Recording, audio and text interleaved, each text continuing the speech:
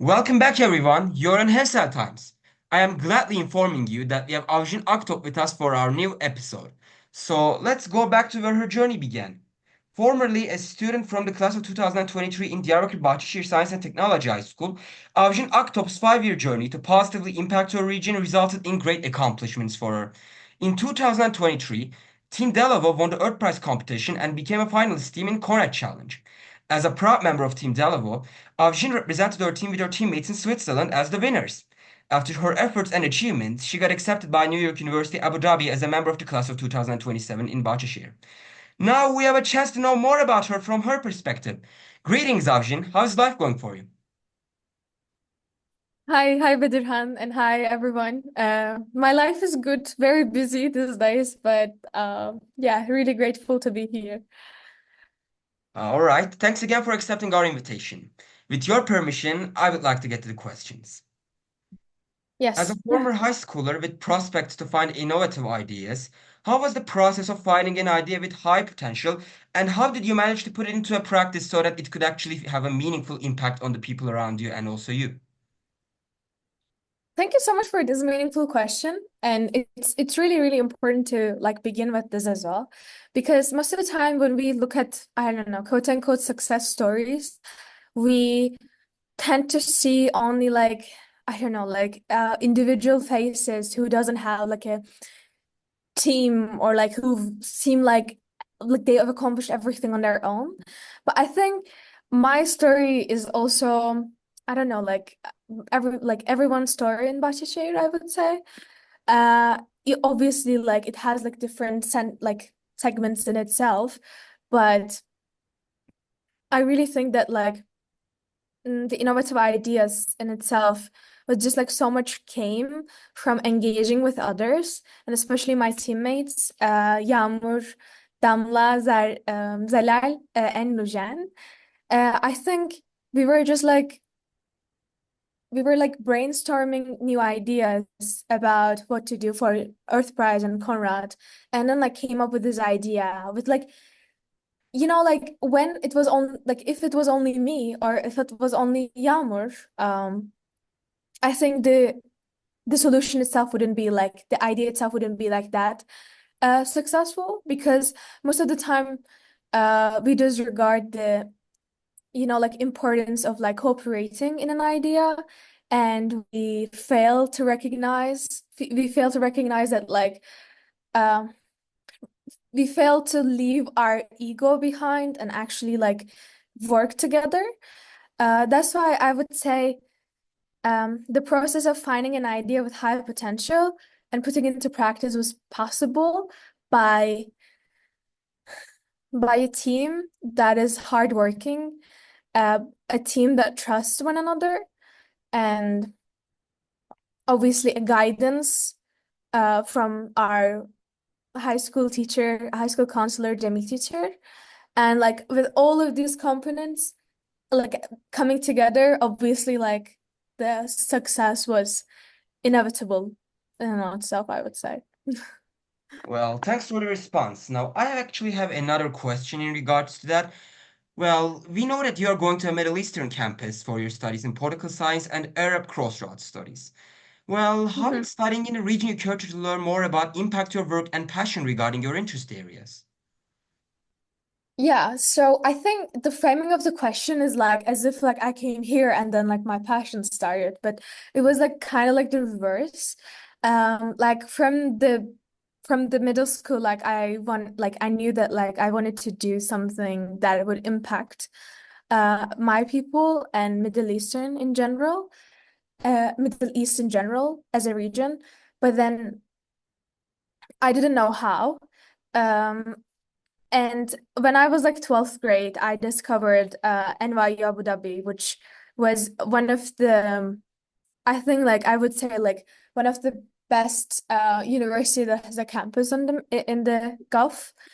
And I think and like obviously like knowing this opportunity and then like realizing that how it excites me a lot, I was like so much in between of like either applying as an early decision or not. And and I've actually applied as an early decision, and like knew that like, oh, like if I got in here, like I don't want to like, just wait for others' decisions, because like this is my thing. Um, and I think like since like Middle East is just such a contentful region, both about politics and economics, it's just there's just like a lot to study and a lot to understand first. So I think like coming here with the ideas that like, oh, like obviously like first I want to like live in the Middle East, except Turkey, in the southeastern region. Uh, and then to understand, and then to maybe like impact it in the way that like I wanna achieve.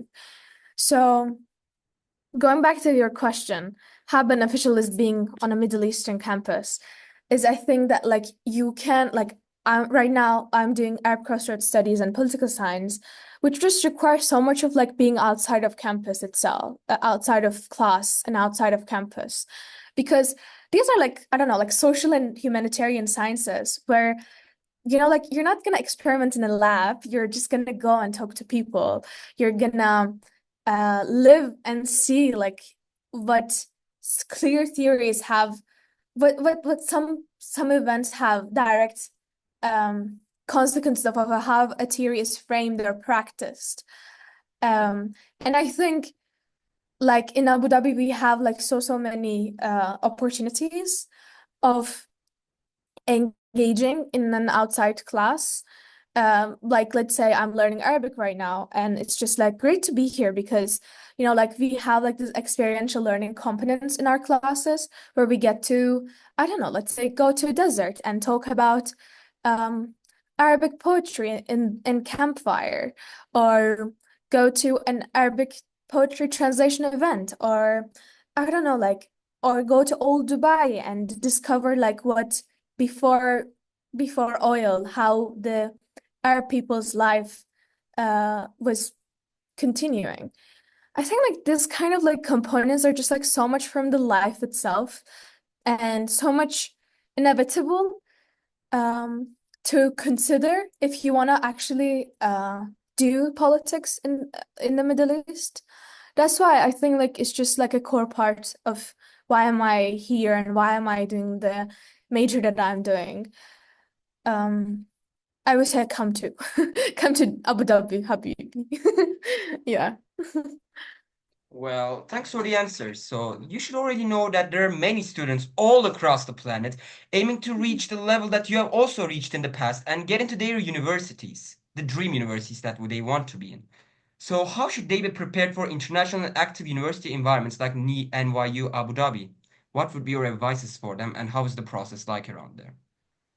hmm I mean, I'm not gonna lie, it's a very, very difficult process and it quite toxic as well, because um most of the time, like people most of the time, like there isn't like, let's say, no guarantee that you're gonna be like, if you do this, you're gonna end up here. Like there's no clear recipe about this. So I think first, like realizing, like, oh, how actually, like, what do you want to do with your life? Which, by the way, is not a very um clear cut, which you cannot have a clear cut answer when you're 18 or 17 or 19.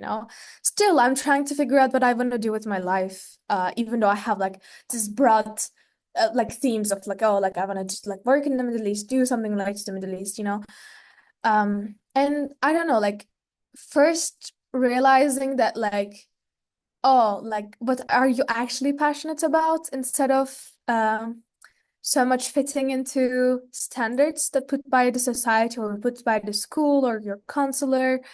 I think this is like really, really important. And then like actually trying to find ways to engage in a more like institutionalized and more, how do you say, like more presentable way, um to like put on your, I don't know, Common App or put on your essay, because like probably your passions are mm, similar passions with others as well, but like how do you actually engage in those passions? Like, how do you make it in a way to that contributes to a greater case or greater humanity, I would say, is just like more important.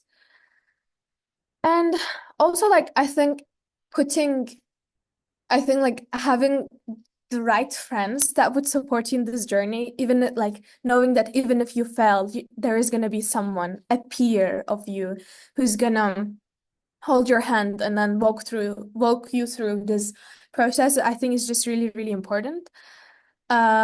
Like for me, like Karen was definitely one of the like the friend, because if it was not for her, like I wouldn't from the first hand like believe in the capacity that like, oh, like can I do this actually? Because like even the thinking of it is just like seems like very, very impossible from where we come from, I think, as you would also agree, I would say.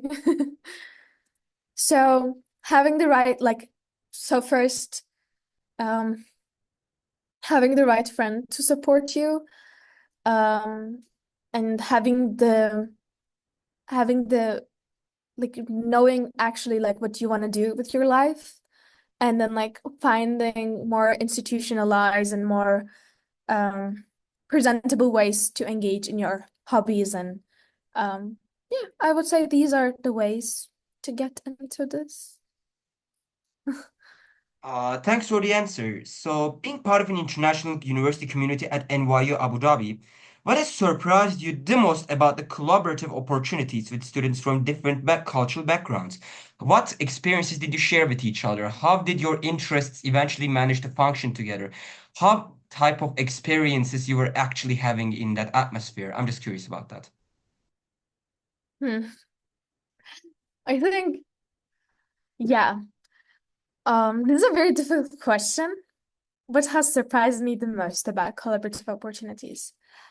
I would say that like the amount of okay, so it's not going to be like so clear to say like what is the most surprising thing, but I would say like the extent to which I question myself and my values because of so many like being in such a diverse environment is I think like that surprised me the most, because most of the time like um as a from the childhood we are just like so much built with this societal norms and dogmas that we're not even like aware of, like how things should go in one's life.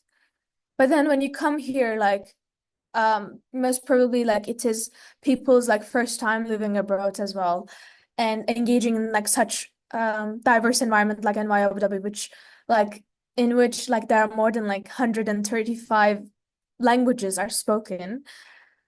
You get to see like, oh, okay, so this is how they live, but then how do I live? Or even is there even a concept of I, because you're just like so much of a product of your own society. So I think like about the collaborative opportunities with students from different cultural backgrounds, I would say that like since I am a more like social and like I'm a more like not like opposite of the STEM major, it's just like everything all together like that, all the concepts that we are talking about in social sciences is just so much so much through so much of the product of how you look at the life. So that's why I really, really question my own positionality to life. And I question others too. Um, but then the only thing that I can control and change of is mine. So I hope this answers your question. I don't know if it does. Does it? Well, I think that it's a relatively good answer because you have had previous points mentioned in your like speech, and I found it pretty appreciated, honestly. So I Okay. actually have another question in regards to your past in the high school, and that's about the Earth Prize. How has winning the Earth Prize influenced your long-term goals for advancing initiatives like Econdry and contributing to the global sustainable development? Because that was a really important accomplishment for you, and it stemmed from your previous work. So how do you cater to make this victory function in the long term? I think this is a very nice question because most of the time, like these kind of competitions are always seen as like, oh, very short-term thing. Oh, like you're just gonna put your CV and I don't know, go into a good college. But like in terms of Earth Prize, it's none of like that. We still have a continued project that we are collaborating with one of the um, biggest like goods, like white goods brand in the Turkey. Um, and contributing to its sustainability goals until 2030.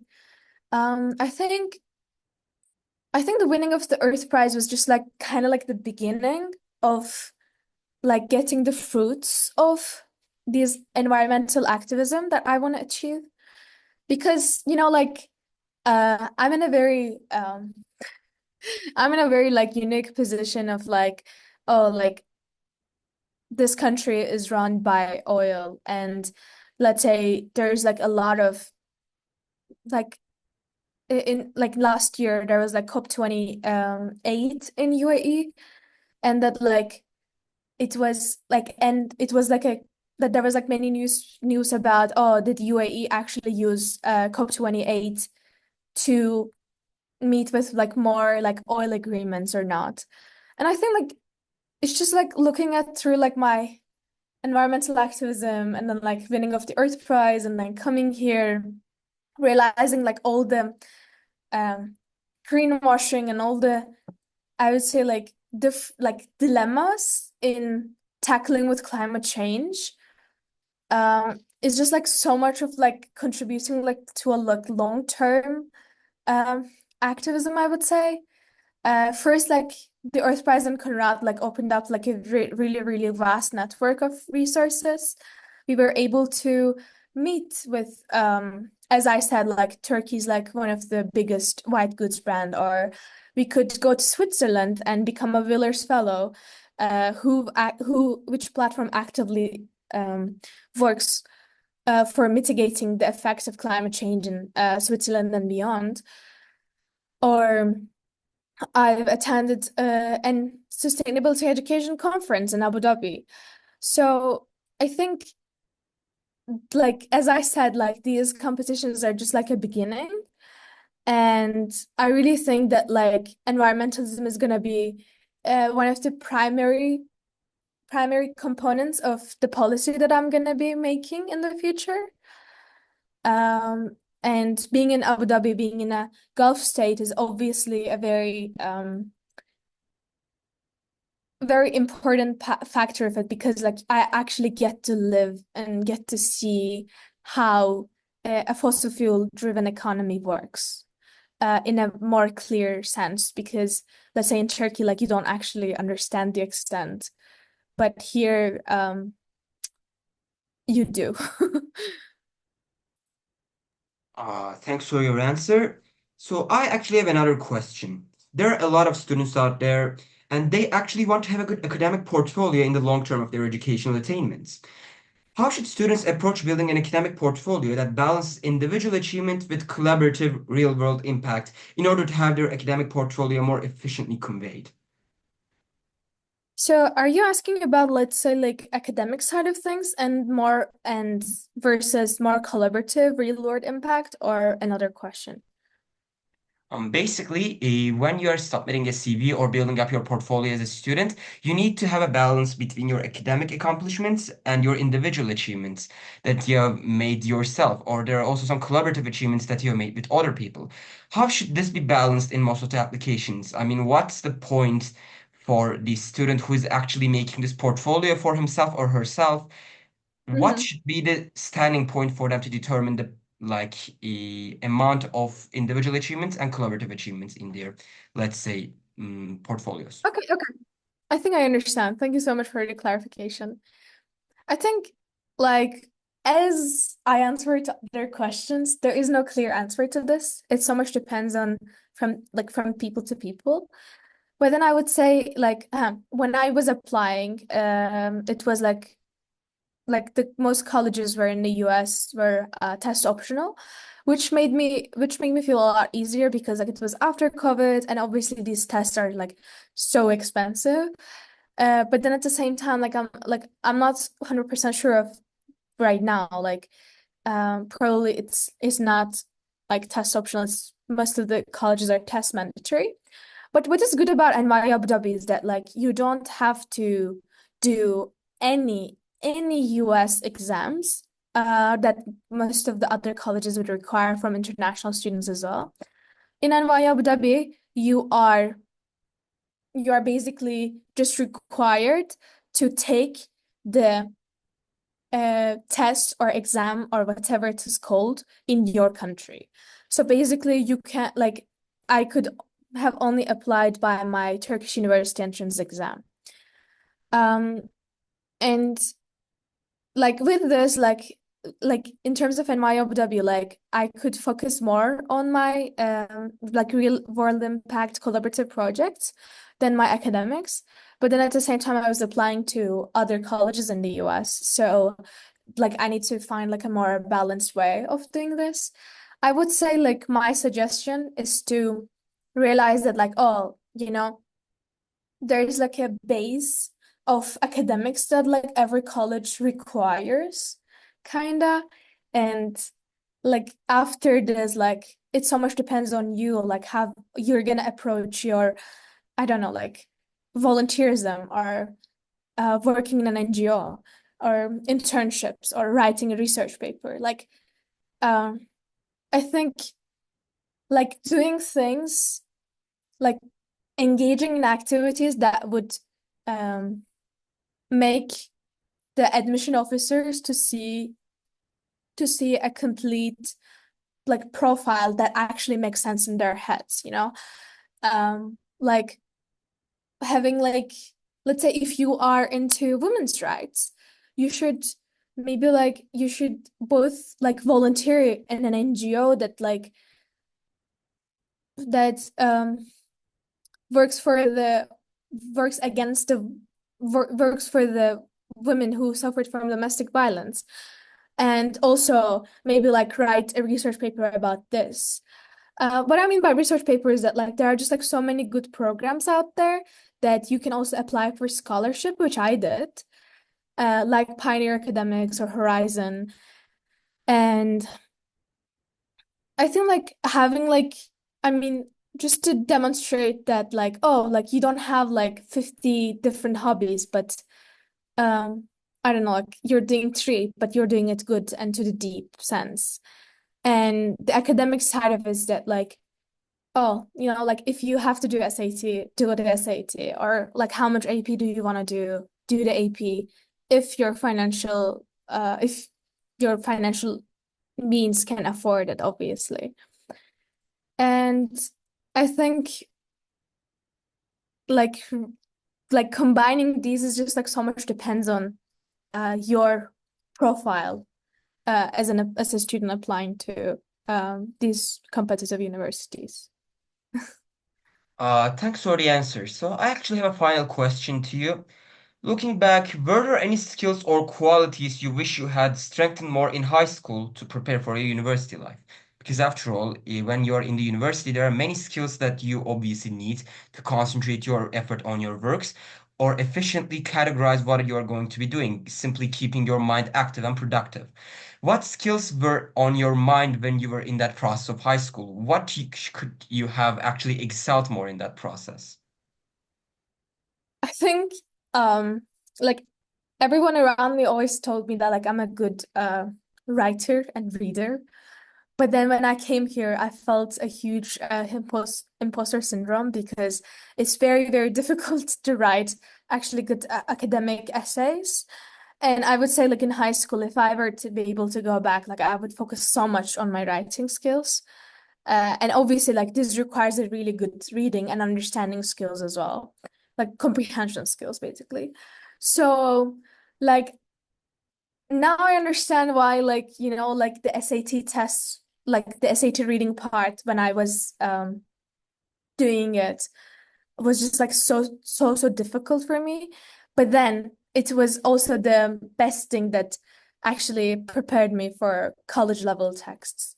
So I think I think like if I were to give a suggestion, maybe like counselors who are experts in this area would like do it better. But I would say, I don't know, like writing like one or two like academic essays, not TOEFL essays, but like proper academics essays that has like thesis statements, sub-arguments clearly defined, and conclusion. In 11th or 12th grade would like help me a lot from coming here. And maybe like doing this like once in a week, or yeah, or twice, like would actually like really make me feel more accustomed to academic writing, even though I was like, even though I I was told that I was good at it, but I didn't feel that I was when I came here, basically. That's why like write, a lot of writing. Thanks for being with us today. We are grateful for your answers and we are sure that they will encourage many promising students. Dear viewers, thanks for watching this video and being with us today. And as always, it was hairstyle times.